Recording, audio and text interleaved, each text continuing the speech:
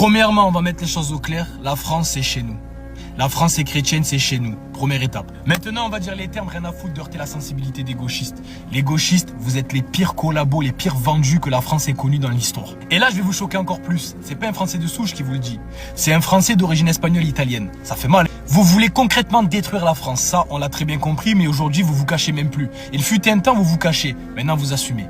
Votre projet, c'est de détruire la France. Rien d'autre. Vous voulez enlever le patrimoine, la culture, l'histoire, notre richesse. Vous voulez tout détruire. Aujourd'hui, vous voulez enlever nos fêtes chrétiennes en France parce qu'il y a la laïcité. Mais qu'est-ce qu'on en a à faire de ta laïcité, frérot?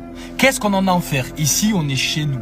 La France est chrétienne. Est-ce que tu sais ce que le christianisme, du moins le catholicisme, a apporté à la France? Je vais te le dire. Clovis, roi des Francs, en 496 est baptisé et a baptisé la France, fille aînée de l'Église. Le nom de la France vient justement du roi des Francs, France. Les lois et les valeurs morales ont été influencées par la pensée chrétienne, la protection de la famille, de la veuve et de l'orphelin. Ça fait beaucoup. Le christianisme a façonné la langue française, la littérature, la philosophie et l'art. Comme exemple, saint Thomas d'Aquin et Pascal Bossuet.